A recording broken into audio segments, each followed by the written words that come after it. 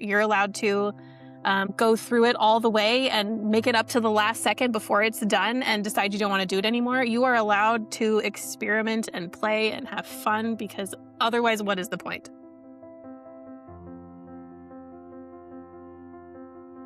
Welcome to Permission Slips, a space for you to practice paying attention to your life with self-compassion and kindness, so you can discover the wholeness, purpose, and joy you were made for. I'm Jillian DeBritz, a life and leadership coach and a recovering perfectionist, learning alongside you how to give myself permission to be human. I am so excited to introduce you to my friend, today's guest, Karla Peters. Karla, thanks for coming. Oh my gosh, hi. Thank you for having me. It's so good to be here. Is it okay that I called you my friend? Because I feel like we're friends. 1,000%. We are friends. Yeah. If we lived in the same place, it'd be perfect. We would hang out all the time, I think, and probably cause a little bit of trouble. I first met Karla through a friend of mine, I think it was Kristen Vanderlip, Mm-hmm. who was working with you to do some creative branding stuff. You were helping Kristen come up with some different assets for her brand, different elements like fonts and colors and vision. And that's what I thought I needed. I thought I needed like stuff to make my website look prettier and help Instagram be more consistent. But then I jumped into working with you and realized there was so much more to what you do than at that point branding, which I know you're not doing as much of now. But I just want to say, Karla, you have been a pivotal part of my creative journey, my business journey, and honestly, my confidence growing as a human who feels called to do meaningful work in the world. And so that's why I call you my friend. Ugh, God, I'm just gonna start crying. It's so good. I'm so glad that we have a chance to. We have worked together several times over the last 5 years or so, and it's. Mm-hmm. I remember when you said you were thinking about starting a podcast, and how Mm-hmm. like we needed to like do graphics for that, and now No, you have me on your pod, and I can't handle the goodness it's so that has fun. happened for the Jillian DeBritz brand.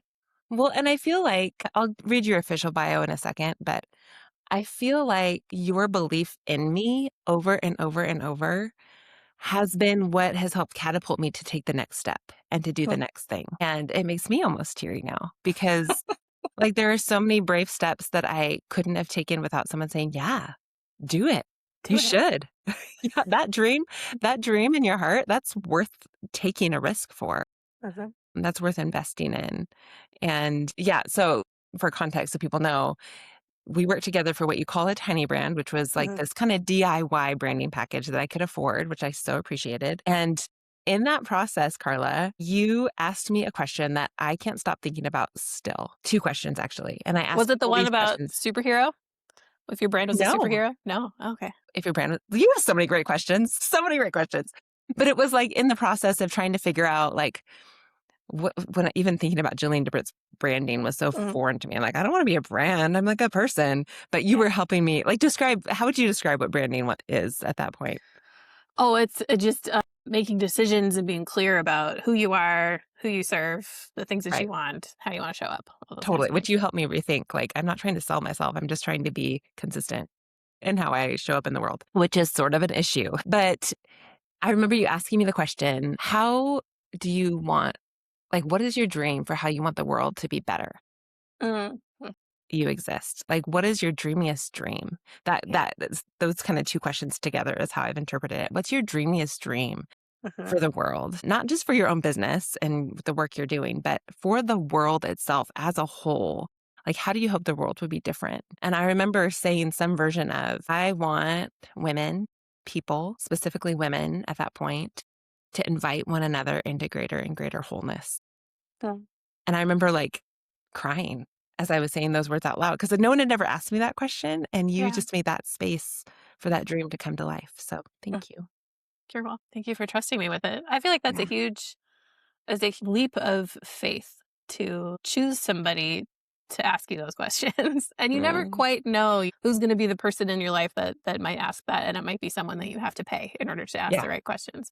Right. But I feel like you came to me at the right time for both of us. Like, let's Mm, explore this tiny brand stuff. And then for you, it was, yeah, like just developing that foundation so you could do what you do now. And yeah. it's amazing. Yeah, totally. It really was foundational and continues to be. So let me pause here and tell people more about who you are so they know what we're talking about. And then we can Sure. jump into more of what you're doing in your journey because people need to know Karla Peters for real. Karla is a violinist, creative director, and the founder of the Inspired Foundry, which may be the best name for a business ever. That's my little aside. So, the Inspired Foundry is a creative studio for brainstorming, building, and branding your inspired ideas. She's built 150 plus brands, toured internationally as a musician with her duo, The OK Factor. Highly recommend the OK Factor's music on Spotify. And she's guided hundreds of creatives toward their next evolution through branding, coaching, and honest conversations about what it really takes to bring ideas to life.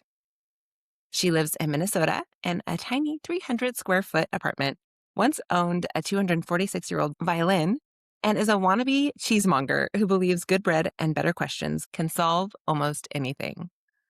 Amen. Yep. Yes. Agreed. I still agree with that. I hope that we can have cheese and bread together sometime. Listen, Jillian, we need to make it happen. I know. Why haven't we met in person? I I, still, I don't know. You're in Utah? No, no, I'm in Washington? Washington Washington. State. I know that time zone makes it difficult to connect. Yeah. Okay. We'll figure it out. I've always wanted to go to Pacific Northwest. So Hey, come on next over. on my list. Yeah. So tell me about your journey, and you can go as far back as you want to in terms of the creative evolution of the Inspired Foundry and really the Karla Peters brand. Like, how did that even start? If you could go back to the genesis of this work that you're doing, what's Yeah. the story you would tell us? Well, I would tell you it's all connected, as Hmm. so many things are. I went to college for violin performance. I was a Hmm. music major. I did a communication studies minor. And so I think I always had a little bit of that curiosity around marketing and technology and communications, literally. But it didn't really come to fruition until my duo partner and I sort of set out to make a career out of being musicians. And then we needed a website, we needed a business card, and we needed all the stuff. At the time, I had a friend who I knew was in graphic design. And so we hired her for our first logo. But I loved the process of the iterations she would send and the tweaks we would ask for, and then seeing the final product come together, and then to see it on top of photography and then on packaging, like just the whole experience of understanding how all of that went together was really life-giving to me. So alongside the music, which is my first and forever creative love, I decided to start seeing if other people needed these kinds of things from a total peon, newbie designer. And then over time, just kind of started doing more and more of it. As you do, you practice, you get better, you raise your prices, you practice, you get better, you raise your prices. And I had gone through, I don't know, a couple different studio names and finally came up with the Inspired Foundry in 2020. So I launched the Inspired Foundry as it is now in the middle of the pandemic, which is a little nutty, but seemed to work out. All the businesses were moving online. Everything was Hmm. online at the time. And so I felt like I was in the right place at the right time for that kind of work. Feel like the kind of the golden thread between like that point and where I am now has been like one of those last lines in my bio, like having honest conversations about what it takes to bring ideas to life. I think you and I probably talked a lot about like what kind of microphone are you going to use for your podcast? Like in the Hmm. future, like, I Hmm. wanted to know those things. I wanted to ask Yeah. those questions, not just to be your designer, but also kind of like get a little peek behind the scenes and Hmm. um, help you figure out what exactly it was going to take. And so those kinds of conversations were happening, but they were adjacent to the brand design. Um, and then in 2024, I got divorced. And it was kind of as big life changes are, kind of a turning point. I spent maybe another year kind of just in survival mode, trying to process all of that, moving into my new apartment, keeping whatever work I could get. And then I was at an entrepreneur fair where I was a vendor. I had a table, cute setup. I had worked really hard on my tablescape. And people would come to my table and they would ask about what I do. And I would tell them, well, I'm a brand designer, but I want to know about your dreams. Like what are you really passionate about right now? What's exciting to you? And when I left there, I didn't have any new clients, but I did have this nagging feeling that that I was on to something. I had brought these little I don't even have one close by, but these little tags that say like, "Here's an inspired idea" on them, and I'd hung them on these like on a pegboard on my at my booth, and so people would take a card and they'd write their dream on it and then hang it on the what's word am I using? The wall? I don't know. It's like a pegboard. Yeah, I can picture Great. it. Okay. And I had this collection of them afterwards, and I'm like, this is the thing. Like, I want to know what people's dreams are. I want to know what lights them up and gets them super excited. I feel like you and I have that in common. We're so Mhm.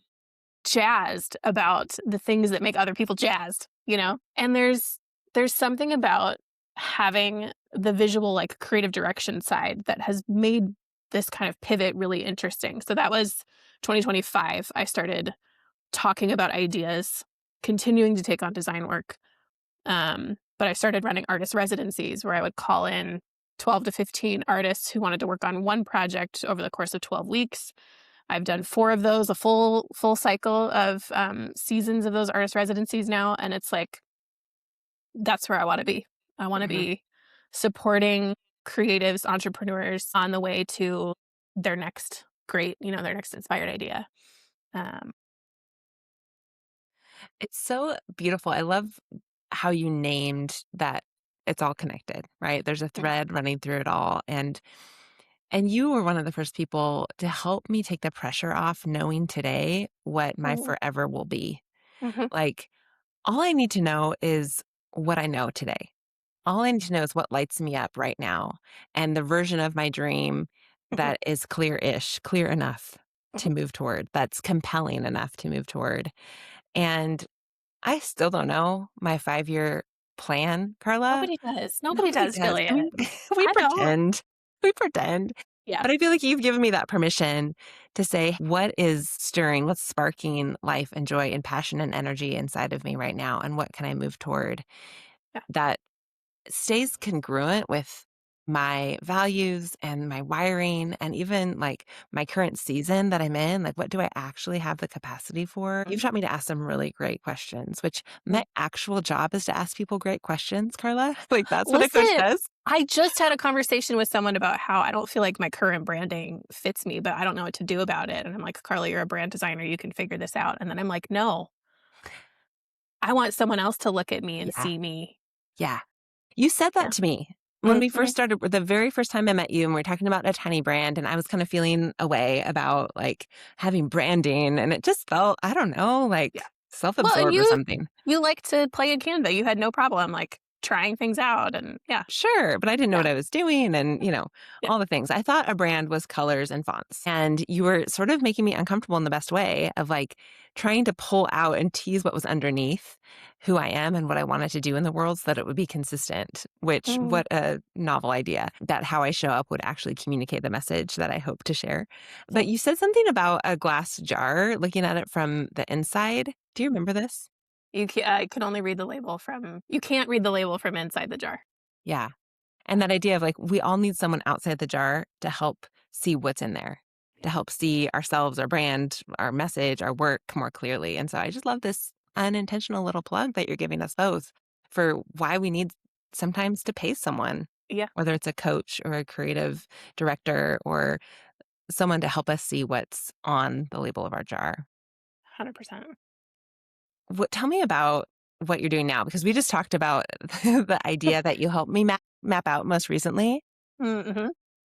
And I love this label that you've given yourself as a creative cartographer, Mhm. because this whole concept of idea mapping it's kind of mind-blowing to me. And I'll share a little bit about the idea that you helped me map that I'm actually doing right now. But can you talk about what that process is when you Yeah. think of creative cartography?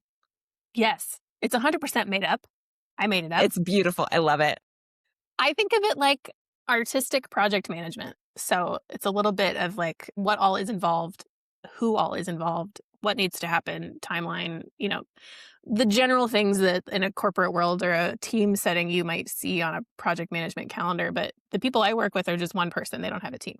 Mhm. So how do you manage yourself and the things that you want to do and outsourcing if you need to? And so through the process of, music work and then becoming a brand designer and building these businesses and having a creative career as my livelihood, it has become abundantly clear what the process is for taking an idea from inspiration through execution and having it on the other side.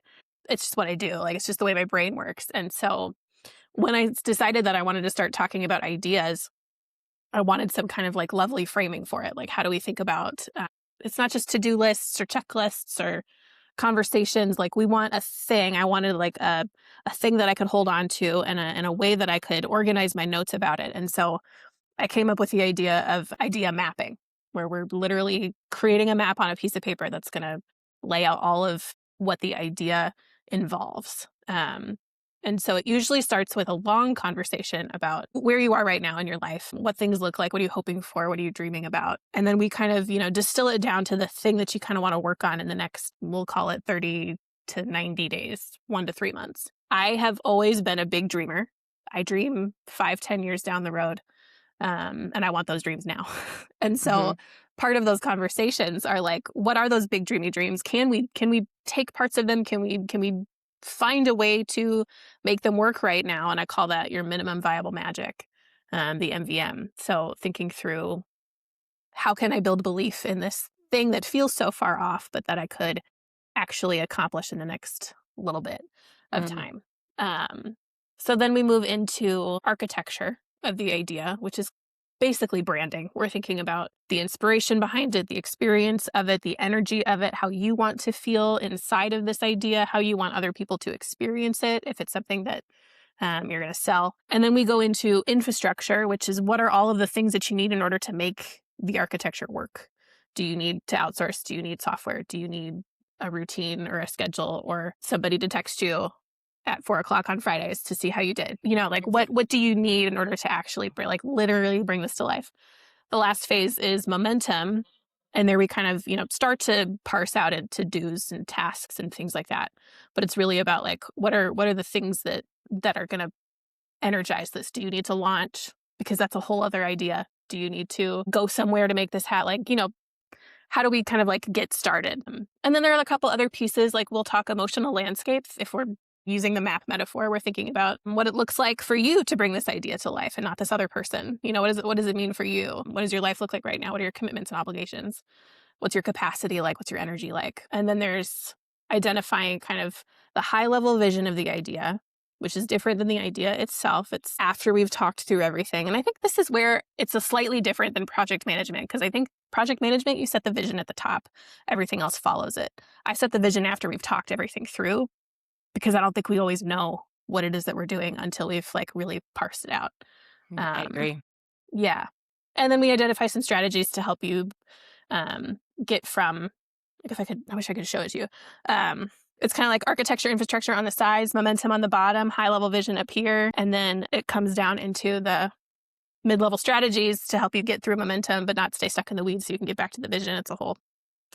I actually just pulled mine up. I'm wishing that I had it printed out in front of me. I just put it in my file cabinet Oh, nice. because I just finished my second session of the idea that you helped me map out, which Mm, is a mastermind group called the Made for More Mastermind. And so I literally pulled up every time I get ready for this group, I pull out my idea map and I'm like, okay, what are the things I need to remember? mm, And and I especially appreciate that you ask the questions about the emotional landscape. Like, mm. what's the reality of my emotional state right now? Like, Yep. how, as I bring this idea to life in the reality of my actual everyday life today, this season, what's my emotional capacity? What version of this, the minimum viable, what was it? Minimum Magic. viable magic. Yeah. Like, in order to make this happen, what's realistic and the minimum amount that I can put forward in order to feel good about how this idea is playing itself out? And the reality is, my capacity right now is itty bitty. And you were like, okay, Jillian, what are you going to do to keep this simple? What are you going to do so that you don't burn out? Because you said you wanted this to be a sustainable practice. This is something that you Mhm, want to be able to offer over the long haul, that you want to be able to stay in it. And so, what's that going to take? So, you're asking me really great questions that mm. weren't like these pie in the sky idea dream. Like, Yeah. you let me dream, you Mhm, let me have all my energy and passion bubble up. But then you have helped ground it in the reality mhm. of my actual life, which I love so much. Yeah. Yeah. Yeah. Yeah. I'm thinking about how I had this idea and I thought I had it all mapped out in my mind. Like, it made sense, it logistically worked. But then you and I had a one-on-one, like, we did a Voxer day together. Yeah. So people that don't know Voxer, it's like a walkie-talkie app where similar to a Marco Polo or another communication app, you can go back and forth, but there's no video. And so you would listen to me talk about my idea and then give me feedback and ask me more questions. And so it was a back and forth all day, Mhm. which I think you're still doing that one-on-one Oh, yeah. Voxer option, right? Yeah. So fun. It's my favorite. Yeah. Yeah. Yeah. Yeah, and it was so helpful to kinda talk through it with someone who is, invested with me, and Mhm. I realized how much I hadn't thought about Mm. that I thought I knew about this idea. I know Yeah. I wanna meet with women who feel like they're made for more, and they can't quite identify what it is. I know I wanna be their cheerleader, I wanna be their champion, I wanna create community that allows them to feel seen and less alone in the journey, that we all get discouraged in Mhm. any hard thing we're doing. And I want to create a community where it's safe, where we can pray for each other, encourage one another, and speak life into one another about what we see in each other. And I'm like, yeah, easy, go. And you're like, okay, well, how about what practical work are you going to need to do? What's the back end setup you need to do? And you were asking me Yeah. all these questions that I wouldn't think about without you, which makes me Mm. think of what you do so beautifully and what you've taught me so much about in the creative process is that collaboration makes us better. And I know Mhm. that you've experienced that in your music work, Mhm. but I don't know, can you talk about collaboration and what you've experienced, why you value it so much, both in the artist residencies and as a musician? I used to think I was a lone wolf. I used to Mm. think I could do it all alone and that my ideas were the best and that nothing was ever wrong with them. And I used to be like a real egotistical kind of gal. I just, out of my 20s, I was a hotshot violin player. Like, I got it all figured out. And then you bring someone else into the picture and you have to learn how to share your ideas. And the beginnings of our like music duo were messy, I would say. It was discovering that we were not the same, and that we had to unlearn that that was a bad thing. Hmm. It's actually a really, really, really good thing because she has strengths that I don't have, and hopefully vice versa. 13, 14 years into this, we now know our roles in the business side of things. She does the booking and the admin, and I do the social media and the marketing and content creation. And it has been trial and error, which I think is just the name of the game. Mhm. It has been like patience and flexibility and a lot of communication. I don't experience that in the same way in my own business with the Inspired Foundry, but I'm starting to understand that I've made my job to be your collaborator, to be the Hmm. person who steps in and helps you get outside of your head and think about things in slightly different way to make it better, right? Not Mhm. because I think that my ideas are the best, but because I know the power of talking through something and the sparks of inspiration that can come or not, it just depends on so many things. But Mhm. but it's such a beautiful way to go about life and I've experienced it in professional sense, I've experienced it in a personal sense. I think about like when I got divorced and I had my two best friends right by my side for at least 6 months, just like Mhm. right there, always right there. I don't know how I would have done that alone. And it kind of makes me think about AI and how we've brought a tool into our worlds Mhm. and how at the beginning, at least for me, it was like this really fascinating, like, oh my gosh, have we not had this for years? And now that we've kind of mellowed out that high, we're all kind of like, wait, what are we doing with this? And not that we need to have a conversation about AI, but I feel like the best way that I've found to use it is as a collaborator, Hmm. is to ask it to look at my stuff that I've written first and like tell me where, it could use a polish or not. And sometimes it says dumb things and I'm like, Mhm. cool, just toss it Yeah. out the window. Yeah.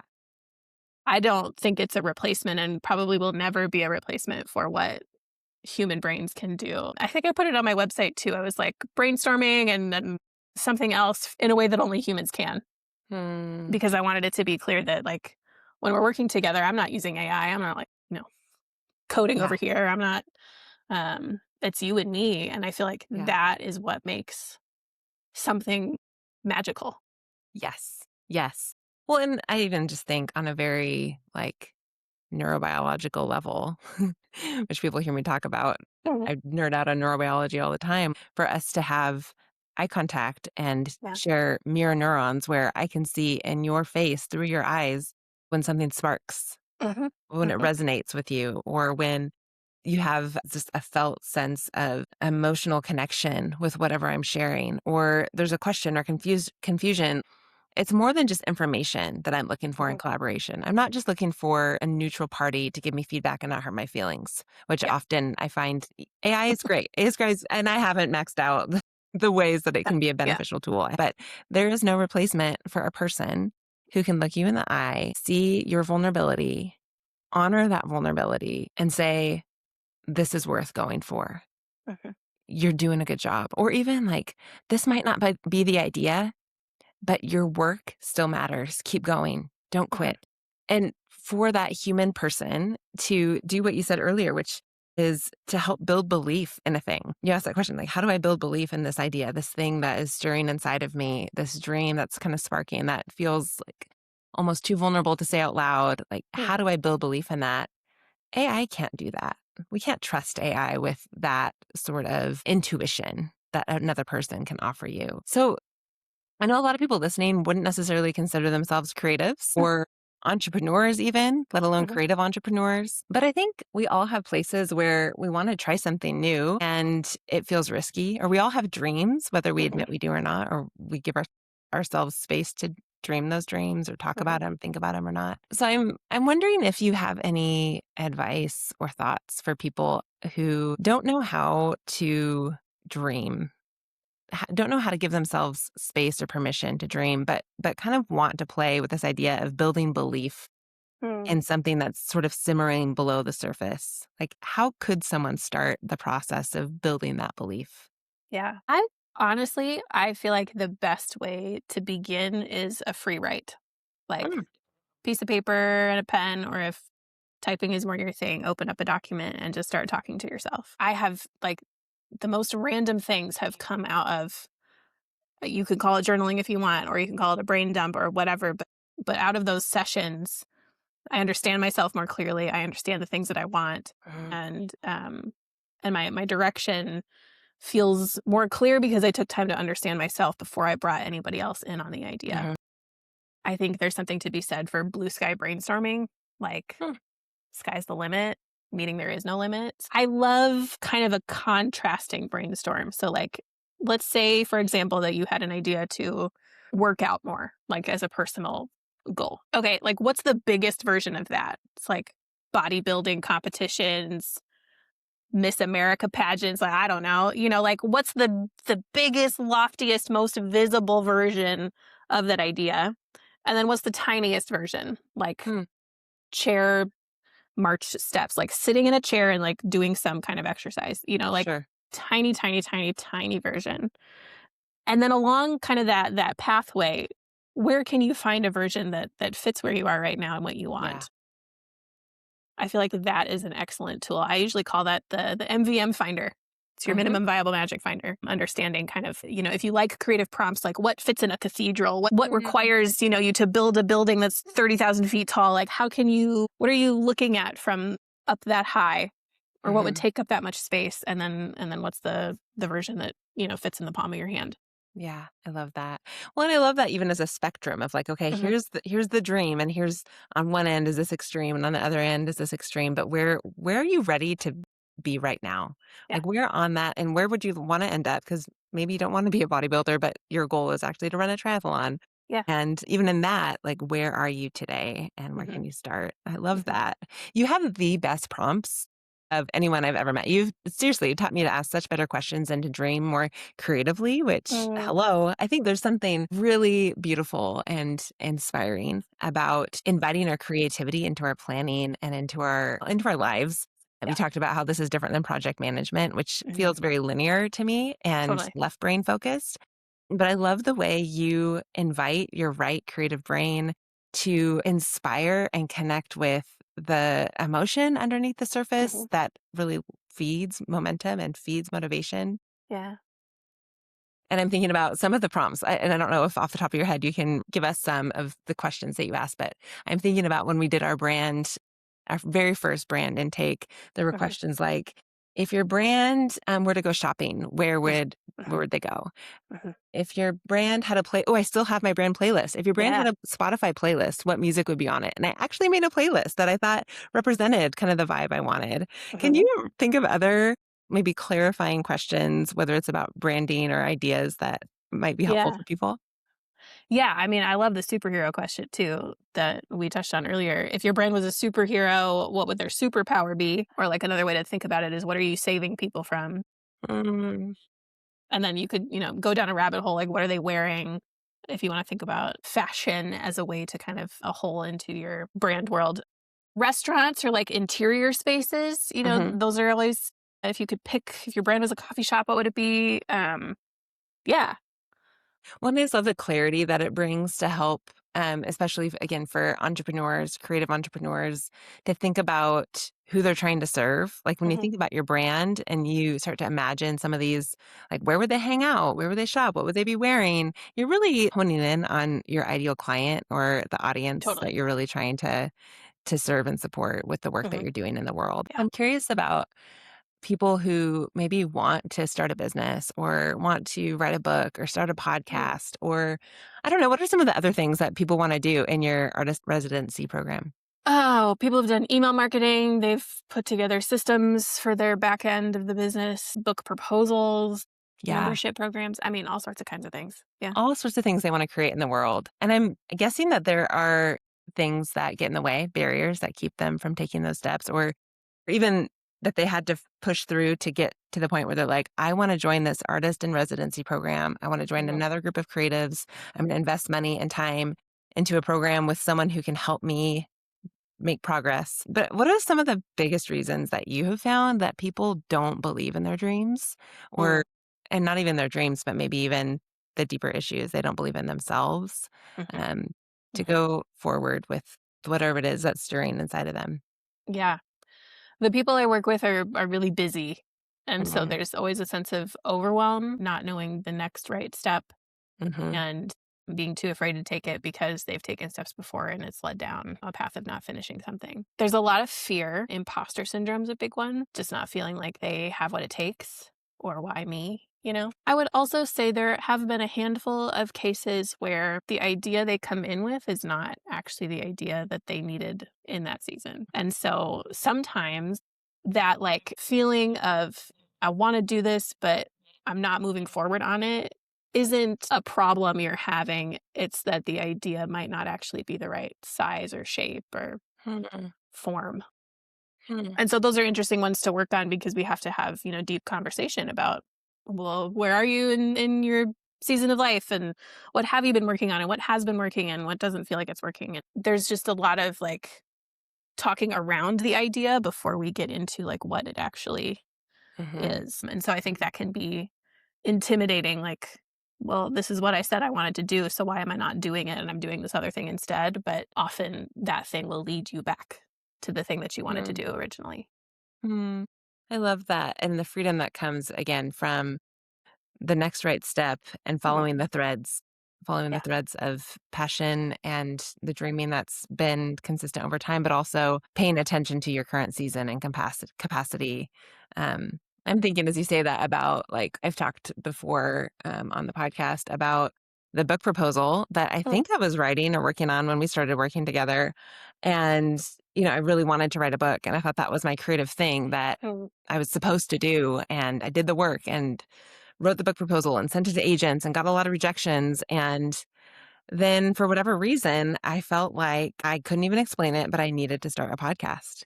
And it was like this growing, burning, like desire and excitement in me that I couldn't ignore. mm, And so I set the proposal aside and I said, this is the thing. This is the thing I need to do. And I still find myself in this space where I'm like, this podcast is bringing me so much life. And I still think it's connected to a book at some point, but I haven't honed in on that thing. mm, And so to hear you say, yeah, sometimes it's just the right idea at the wrong time mm, or mhm, like the wrong shape or the wrong mhm, form. mhm. And I think, okay, I'm still getting the message out. Like I'm still having conversations that are Yeah. meaningful and Yeah. helping people practice gentleness toward themselves. And it's really life giving. And even this reality that I love conversation and out loud thinking, Mhm. even more than I love by myself with my fingers typing, writing, thinking. Yeah. And Same. I love both. Yeah. But like there's something so life-giving about this. And so I don't know, as you're sharing that, I'm receiving that encouragement for myself that it's okay to be where I'm at. Oh, It's yeah. okay. Yeah. Well, you followed your own cues. I mean, like, I remember you starting to say something about the podcast, and it was like this, like you said, this is it. This is the thing that I really want to Mhm, do. And mhm, I was like, damn, she's focused. Like mm, she is ready for it. mm, I think there's pressure to do things a certain way or to do mm. things the way that Yeah, other people have done them or to assume that just because your idea looks different means you shouldn't do it because it's not like what everyone else is doing. yeah. And I would challenge that wholeheartedly and encourage looking at the fact that whatever is on your heart, whatever you feel called to do is there for a reason. And even though it might not look like a podcast or a book, it might be like, I don't know, I'm trying to think of a fun idea that doesn't look normal. Candlesticks for dogs. I don't know. Like just Love it. because it feels weird to other people doesn't mean that there's not a version that you can't do right now. Just Jillian? start. There's your cue. If that's your dream, listener, if your dream is candlesticks for dogs, consider this your sign. Take the step. And what I hear you saying is like, that's what you think the dream is now. But as you take the step, it's going to get clearer and clearer and clearer. And you're going to Mhm, discover mhm. the version of the dream that it was actually supposed to be all along. Yeah. But my Yeah. experience is you will never find the final iteration, the truest, most beautiful, most life-giving version until you start Yeah. taking a step forward. 100%. Yeah. So if there are people who want to nurture their creativity, who want to nurture the space for dreaming, and you named it, like we're all so busy. We Mhm, all wrestle with imposter syndrome or self-doubt or whatever it is. You mentioned already this idea of brain dumping, journaling, writing things out. Do mhm, you have any other practical advice for how we might make space to nurture our creativity and our dreams or our mhm. ideas in the midst of our busy, full lives? Yeah. There's lots of different things that come to mind. I think the one that I see the most often is needing to put it on a calendar. So Mm, like you find an hour once a week or once a month or like whatever feels doable for you and that is the time to explore something or to research something or to use Julia Cameron's The Artist Way like artist dates, take yourself on a date. mhm. I feel like we often have excuses that sound like I don't have time for this when the reality is you just haven't prioritized it. And so Mm, it just needs to go on the calendar. That's the biggest one. I think I have, like, in the spirit of collaboration, there are so many people who are doing really interesting creative things like writing circles and knitting circles and like lots of circles happening that, you find one and you enjoy it. I actually, this winter, in Minneapolis, there's Minneapolis public schools and like adult education. And I took an origami class and I took a focaccia class what? and I took a banjo class. Like, I How don't know, I just wanted fun. to do something different, kind Yeah. of outside my wheelhouse. And doing things that you're terrible at is a really great way to like either start to feel better about the things that you are good at and or give you encouragement to try the thing that you really want to that you haven't started yet. Yeah. Yeah. I love that, and I even hear in that this, invitation to pay attention to what sparks joy, what sounds Mhm, fun. mhm. Like, creativity should be fun, and we don't have to pursue dreams because they make sense or they're practical, but there is something to joy. There's Yeah, something to yeah, inspiration and paying attention to that, not talking ourselves out of it because it doesn't make sense because who needs yeah. candlesticks for dogs? but, but paying attention to that longing and making space for things that fan the sparks to flame in our Mhm, own lives mhm, of our creativity and our unique dreams that only we are going to bring to the world. Can I ask you, do you ever want to quit? And what do you do when, mhm, not if, when mhm. those days come that you want to give it all up because it's so hard to be creative in the world? Yeah, yes, I want to quit weekly, Mm, sometimes daily, at least once a month. mm-hmm, And right around this time every year, I start to look for jobs mm, because, like, post tax season and a slow winter equals very little income. yep. Summer, like, but the problem is I travel in the summer. Like, I'm going to be Yeah. gone in Sweden for 2 weeks and then in Ireland for 3 weeks, and I can't take on a Yeah. job. So I have Yeah. to, I have to make it work. Yeah. Um, and the only way I've ever been able to make it work is to back myself into a corner and like force myself to do it. And I'm really done with that way of operating. I just Mm. don't quite know how to get out of the corner, you know? Man, you're making me feel so normal. This is like, I don't know a single person who doesn't also feel this way often, especially right now. Like, Yeah, I'm sorry, but building a business has never been this hard in the history of building businesses. Like, it is so hard. yeah, It's so hard, and especially as a solopreneur, right?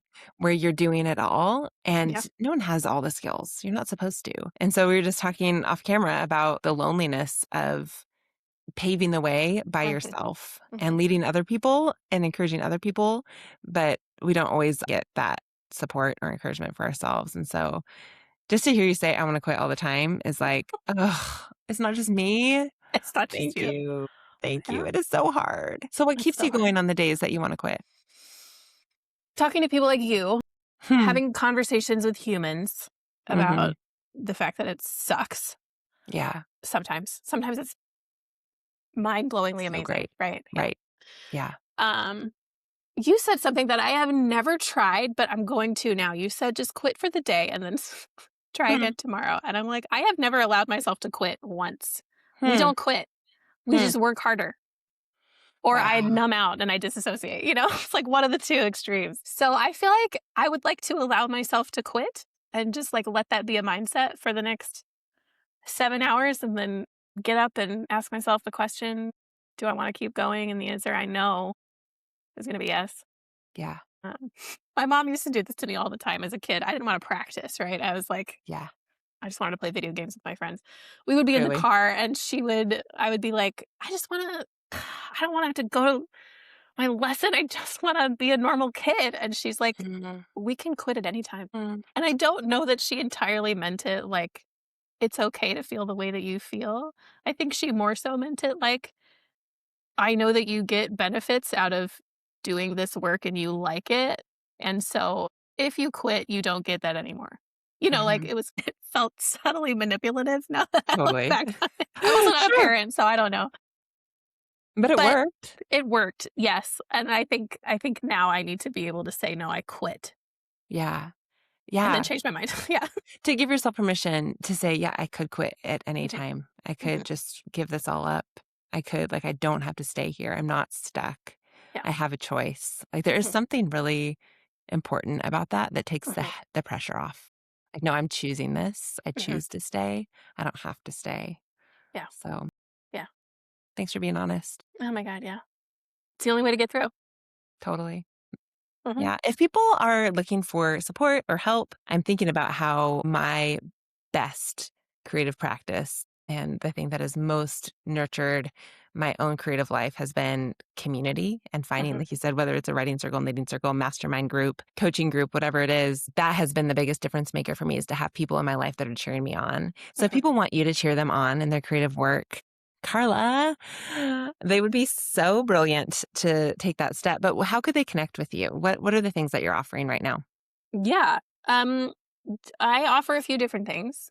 Every season, I run a cohort of artists in what I call this summer. It'll be the summer artist residency. And so we all pick one idea to bring to life over the course of 3 months. And it's playful, and there's lots of reflection and conversation around the process of the thing. And you're in a room with people who are doing completely different things than you are. And so there's lots of inspiration to be gained. I've loved that. That'll start in July. I also run a membership called the Mhm. studio at the Inspired Foundry, and it's basically a virtual co-working space. But my idea mapping stuff is all in there. I host twice weekly co-working sessions and then monthly like workshops or conversations around a certain topic. I write essays and sometimes I'll do podcast episodes in there just as I feel inspired. Yeah. It's kind of like my playground for all the idea mapping stuff. And then I also offer one-on-one idea mapping sessions. And each one of those, they're 3 hours because we need a good chunk of time, but then they come Mhm. with 30 days of accountability. So I'll be with you for check ins for the process of at least getting it started, if not Yeah. bringing it to life. I love that. So where can people find you if they want to get more information about any of those ideas? Yeah, I would find me on Instagram. That's the best place Okay. right now at the Inspired Foundry. Perfect. You can poke around on my website, but needs a redo. So Don't we all? Don't we all, Karla? So I'll make sure to link your Instagram handle in the show that's notes great. too. Thank you. Before we wrap up, is there a permission slip that you would want to give the people listening? There's so many, Jillian. I would say you are allowed to build your idea Mhm. exactly as you see it in your head. Um, you are allowed to build it that way. You're allowed to change your mind. You're allowed to start building it and hate it and start over. You're allowed to go through it all the way and make it up to the last second before it's done and decide you don't want to do it anymore. You are allowed to experiment and play and have fun because otherwise, what is the point? What is the point? Yeah. I'm receiving that permission for myself right now, Karla. Good. In my work and business and creative life, I am receiving that and so grateful for those words. Mhm. Thank you. Thank you for the work that you're doing in the world that continues to inspire me to do good, creative, fun, life giving work in the world too. I'm Yeah. grateful for you. Yeah. Grateful for you, Jillian. Thank you for having me. Thanks for listening to this episode of Permission Slips. I hope this conversation gave you permission to think about the dreams that have been stirring in your heart and to consider what it would look like for you to make space to fan your creative sparks into flame. And if you're looking for someone to support you in your creative journey, check out Karla's info in the show notes. Or you can also reach out to talk about coaching. I have a couple spots available for one-on-one coaching right now. Or if you're interested in the Made for More Mastermind, if you're a woman who thinks, there's something stirring inside of me, there's more that I'm made to do, and you want to consider what God may have in mind for you, the purpose that's bigger than you could create for yourself, check out the link in the show notes to sign up for the waitlist for the next time the Made for More Mastermind opens up. Remember, your life matters, and so do your creative dreams, more than you know.